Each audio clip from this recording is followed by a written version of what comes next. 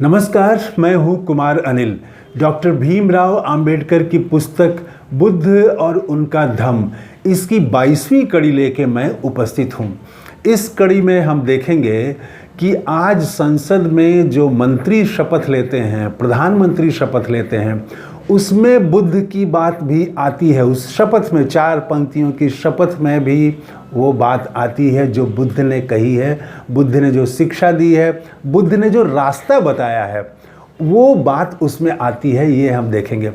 पिछली कड़ी में हम लोगों ने देखा था, बात की थी कि मुख्य बात है कि दुख है, दुख का कारण है, उसको दूर किया जा सकता है। इसके लिए ज़रूरी है कि मस्तिष्क जो है हमारा, उसको प्रशिक्षित करना पड़ेगा, उसको ट्रेनिंग देनी पड़ेगी। तो इस तरह से हम इच्छा शक्तियों को जन्म दे सकते हैं और इच्छा शक्तियों को सही दिशा में हम आगे ले जा सकते हैं। ये हम बात कर रहे थे। इसी में बात आई थी सम्यक दृष्टि की। तो सम्यक दृष्टि के बारे में 1-2 बातें और स्पष्ट कर दूं कि सम्यक दृष्टि जो है, उसका मतलब है कि मिथ्या दृष्टि जो है उसका नाश हो। तो और मिथ्या दृष्टि क्या है? मिथ्या दृष्टि को कहते हैं अविद्या। और फिर अविद्या क्या है? तो अविद्या ये है कि आप सत्य को नहीं देखें। सत्य को नहीं देखें मतलब दुख है, इसको न देखें। दुख का कारण है, इसको भी आप न देखें। तो ये अविद्या है। आप दुख है लेकिन उसका कारण कहीं और आप मान रहे हैं, पूर्व जन्म में मान रहे हैं, कुछ किसी और चीज़ को मान रहे हैं, गलत तरीके से मान रहे हैं। तो ये अविद्या है। तो इस अविद्या का नाश करना है। और सम्यक दिट्ठी यानी सम्यक दृष्टि जो है, तो उसमें कर्मकांड की कोई जगह नहीं है, रीति रिवाज की कोई जगह नहीं है। बुद्ध कहते हैं कि पुराने जितने शास्त्र हैं, उन शास्त्रों को भी अलग कर दीजिए, उनकी भी कोई ज़रूरत नहीं है सम्यक दृष्टि में। तो सम्यक दृष्टि के लिए ये ज़रूरी है कि आप अंधविश्वास से मुक्त हो जाएं, आप किसी तरह के अलौकिकता से मुक्त हो जाएं। हमने सुना है, कई लोग ऐसा कहते हैं। एक व्यक्ति ने मुझे बताया कि कोई प्रतिमा जब आई थी स्थापित होने के लिए मंदिर में, तो उस समय उसका चेहरा कुछ अलग था। स्थापित होने के बाद वो चेहरा जो है मुस्कुराने लगा। तो ऐसी बहुत तरह की बातें आती रहती हैं कि अलौकिक, कुछ अलौकिक हो गया, वहाँ पर अलौकिक है। तो ऐसे अलौकिकता पर विश्वास करने को नहीं कहते हैं। बुद्ध जो हैं वो पूरा वैज्ञानिक हैं। दुनिया के अध्यात्म की दृष्टि से धर्म में पहले वो धार्मिक वैज्ञानिक हैं, जो विज्ञान पर बात करते हैं, तथ्य पर बात करते हैं, सत्य पर बात करते हैं। बाकी सब के सत्य जो हैं वो ऐसे ही हैं। तो यहाँ पर जो है वो कहते हैं कि सम्यक दृष्टि के लिए स्वतंत्र मन होना चाहिए और स्वतंत्र विचार होना चाहिए। ये बात आगे आएगी। फिर इसी तरह से सम्मा संकप्पो मतलब संकल्प। तो सम्यक संकल्प होना चाहिए। आप जो इच्छा करते हैं, जो आकांक्षा करते हैं, आपकी जो महत्वाकांक्षा है, वो जो है वो सम्यक हो, वो किसी को नुकसान पहुंचाने वाला नहीं हो, वो सबको कल्याण करने वाला हो, अच्छा हो, शुभ हो। तो ऐसा आपका संकल्प होना चाहिए। अब इसके बाद आता है वो जो मैंने कहा कि जो मंत्री हमारे शपथ लेते हैं, प्रधानमंत्री शपथ लेते हैं, उसमें भी वो बात आती है। कैसे आती है, अब हम उसको देखते हैं। अब उसके बाद में सम्यक दृष्टि के बाद में एक है सम्यक वाचा, सम्मा वाचा। तो वाचा मतलब आपकी जो बोली है वो। तो मैंने कहा था कि ये बोली जो है दुनिया के 99% तनावों का कारण है। हम बोल देते हैं कुछ भी और बाद में अफसोस करते हैं, बाद में सॉरी भी बोलते हैं, लेकिन तब तक तो बात बिगड़ गई। तो ये बोलने पर कैसे कंट्रोल हो, क्या बोलें हम। तो वो बुद्ध जो है, बहुत सिंपल बात है, देखने में बहुत सिंपल है, लेकिन जब इसको अगर आप लागू करना चाहेंगे तो भयानक ये कठिन है। इसके लिए साधना चाहिए, इसके लिए साहस चाहिए, इसके लिए बहुत कुछ चाहिए, इच्छा शक्ति चाहिए। ये बहुत माने देखने में, सुनने में बहुत सिंपल बात है। वो सिंपल बात क्या है? जैसे उन्होंने कहा कि केवल वही बोलें जो सत्य हो। बहुत सिंपल बात है। सब लोग कहेंगे कि हम तो वही बोलते हैं कि सत्य है, लेकिन ये सत्य जो है वो क्या, हम उसको आप परीक्षा करेंगे तो हम कई बार ऐसी असत्य चीज़ें जिसका हमने परीक्षण नहीं किया है। जैसे मान लीजिए हम सुनते हैं कि एक ऐसा मंदिर है कि वहाँ पर जो है वो जाइए तो 25 तरह के किस्से मिलेंगे आपको, कि कोई वहाँ सिर्फ मांगिए और तुरंत मिलता है। तो एक आदमी का वो गाय जो है वो गुम हो गई थी। तो वो वहाँ पर गया और उसने जो है वो प्रार्थना की मंदिर के सामने सड़क पर खड़े होके, और पीछे मुड़ के देखा तो उसकी गाय खड़ी थी। एक आदमी को 80 रुपये की ज़रूरत थी, उसको किराए के लिए ट्रेन का भाड़ा नहीं था, तो वो जो है उसने प्रार्थना की सड़क पर खड़े होके मंदिर के सामने, और देखा कि उस सामने ठीक 80 रुपया ही गिरा हुआ था। तो ऐसे जो है वो चीज़ों का हम प्रचार करते रहते हैं जिसका कोई तथ्य नहीं है। कोई एक घटना हो सकती है, लेकिन आपने क्या परीक्षण किया कि आप, तो उसके बाद कहेंगे कि वो तरह तरह की बातें आने लगी कि आपकी प्रार्थना में कोई कमी थी, कुछ और बातें आने लगी। खैर, तो मैं उधर ज़्यादा नहीं जाऊंगा, लंबा हो जाएगा। तो सत्य बोलें, पहला असत्य नहीं बोलें। तो कभी भी असत्य नहीं बोलें, किसी को खुश करने के लिए, किसी को नुकसान पहुंचाने के लिए असत्य नहीं बोलें। तीसरा इसी तरह से है कि दूसरों के बारे में बुरी बात ना करें। आप तौल के देखिए, हम कितना नकारात्मक हम बोलते रहते हैं, नकारात्मक बातें बोलते रहते हैं, अपने कुछ आकलन कर लेते हैं, बाद में हमारा आकलन बदलता भी रहता है, लेकिन तब तक तो हम बोलते रहते हैं। झूठी निंदा से बचना चाहिए, किसी की निंदा नहीं करें आप। लेकिन देखें, पूरा निंदा में ही हमारा सोशल मीडिया जो है वो निंदा में ही व्यस्त है। राहुल गांधी के खिलाफ तो दिन रात निंदा चलती रहती है। तो प्रधानमंत्री नरेंद्र मोदी तक वो इस तरह की भाषा बोलते हैं वो, जिसमें कि वो किसी को अपमानित करने वाला। ये एक है कि क्रोध और अपमानजनक भाषा का प्रयोग ना करें।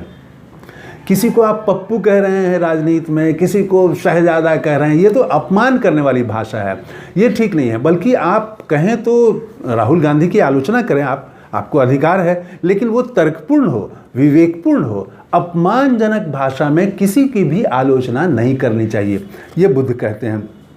उसके बाद में विनम्रतापूर्वक बोलें और शिष्ट भाषा में बोलें। ये भी हमारे समाज में बहुत कम होता जा रहा है। विनम्रता तो भूलते ही जा रहे हैं, उग्रता उसकी जगह आ रही है। और शालीनता से बोलने के बजाय उग्र ढंग से बोलना, अब किसी को ठेस पहुंचाने के लिए बोलना, अपमानित करने के लिए बोलना।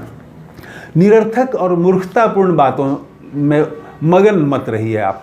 लेकिन हम अधिकतर जो है वो पूरा समाज निरर्थक बातों में ही, ऐसे ही जिससे आप आधा घंटा बात करें लेकिन उससे कुछ निकलता नहीं है, ऐसी ही बातों में हम मगन हैं, मूर्खतापूर्ण बातों में मगन हैं।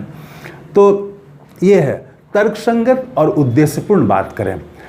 यहाँ आके अब वो बात आती है कि ये जो सम्यक वाणी है कि आपको कैसे बोलना है, क्या बोलना है, किसी को नुकसान नहीं हो, इसके लिए बुद्ध, ये बहुत इंपॉर्टेंट बात है। ये कहते हैं कि आप जो सत्य बोल रहे हैं वो किसी भय या पक्षपात के कारण नहीं होना चाहिए। आप कुछ भी बोलें, आप वो भय या पक्षपात के कारण नहीं होना चाहिए। जो सत्य है आप वही बोलें। ये बात आती है जब हमारे मंत्री, देश के मंत्री शपथ लेते हैं, प्रधानमंत्री शपथ लेते हैं। आप गौर करिए कि मेरे सामने कोई भी विषय अगर आएगा तो बिना भय या पक्षपात के मैं न्याय करूंगा। ये जो शब्द आता है मंत्रियों के शपथ में आता है, वो यही बुद्ध से लिया गया है। बुद्ध ने कहा कि आप जो है जो भी बोलते हैं तो वो किसी के भय से मत बोलें, आप किसी का पक्षपात करने के लिए मत बोलें, जो सही हो वही बोलें। लेकिन आप देखिए लोग जो है वो कितना पक्षपाती हो गए हैं। कहीं पर अगर किसी महिला के साथ अभद्र व्यवहार होता है तो बहुत उग्र हो जाएंगे, और कहीं पर वो महिला के साथ अभद्र व्यवहार होगा तो चुप हो जाएंगे, उनकी बोली बंद हो जाएगी, क्योंकि वो उनके फेवर वाले किसी राजनीतिक दल की सरकार है वहाँ पर, या कि वो उनके धर्म वाले जो महिला का अपमान करने वाले हैं वो उनके धर्म वाले हैं, तो बचाव करने लगेंगे, दुष्कर्मी का बचाव करने लगेंगे। तो ये जो भय करते हैं या पक्षपात करते हैं, मणिपुर पर लोग नहीं बोलते हैं लोग, जबकि मणिपुर में महिलाओं के साथ भयानक हिंसा हुई, तो ये वो कहीं ना कहीं पक्षपात कर रहे हैं या भय से। तो ये भय और पक्षपात से नहीं बोलना है, जो सत्य है आपको वही बोलना है। ये देखिए, ये बोलने में बुद्ध ने तो बहुत सिंपल बात कही, लेकिन देख लीजिए कि ये कितना कठिन है। आप बिना भय और बिना पक्षपात का आप बुलवाएं। किसी के घर में बुलडोज़र चल जा रहा है और वैसे ही गलती कोई दूसरे करने वाला है तो बुलडोज़र नहीं चल रहा है। तो सुप्रीम कोर्ट ने तो अभी कहा कि किसी के यहाँ भी घर पर बुलडोज़र चलाना गलत है। तो ये जो है पक्षपातपूर्ण बोलना करना, सोशल मीडिया में इस तरह से बनाना, किसी के खिलाफ एकदम निंदा का माहौल बनाना, ये चल रहा है, ये ठीक नहीं है। और एक चीज़ बहुत महत्वपूर्ण बात कही, एक तो भय या पक्षपात से नहीं बोलना है, दूसरा कि बड़े क्या कहेंगे या फलाना क्या कहेगा, ये सब मत सोचिए, जो सच है वही बोलिए। महत्वपूर्ण बात इसके साथ उन्होंने ये भी कहा कि किसी की आज्ञा है इसीलिए मत बोलिए। ये बहुत महत्वपूर्ण बात है। आमतौर से जो हम लोग बोलते हैं वो किसी की आज्ञा से बोलते हैं हम लोग, कि शास्त्रों की आज्ञा है, किताब ने कहा है, पवित्र पुस्तक में ऐसा लिखा हुआ है, इसीलिए हम ऐसा बोल रहे हैं और इसीलिए ये सत्य है। या किसी बड़े नेता ने कह दिया, हमारे जो प्रशंसक जिनका मैं प्रशंसक हूँ उस नेता ने कह दिया है, इसीलिए हम बात वो कह रहे हैं।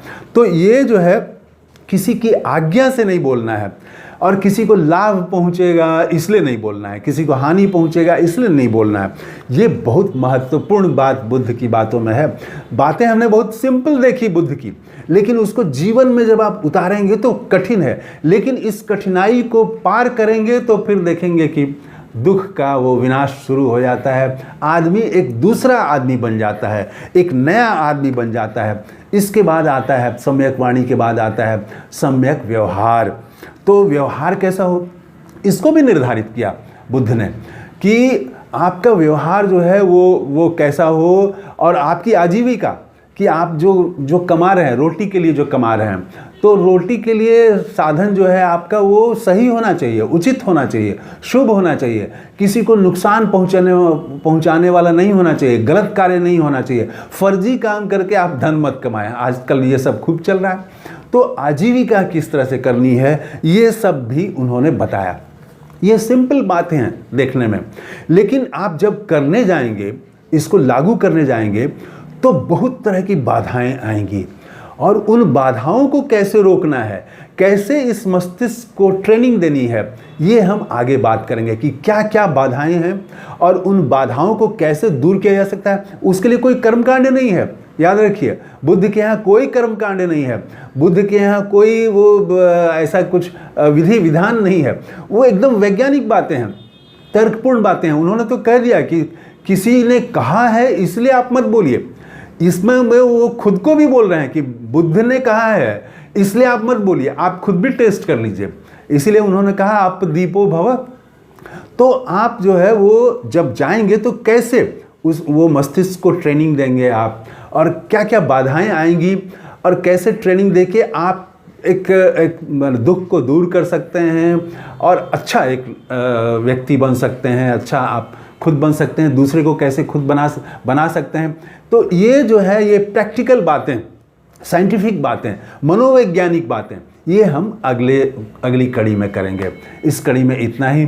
बुद्ध को नमस्कार करते हुए समाप्त कर रहा हूँ। थैंक यू, धन्यवाद, जय हिंद।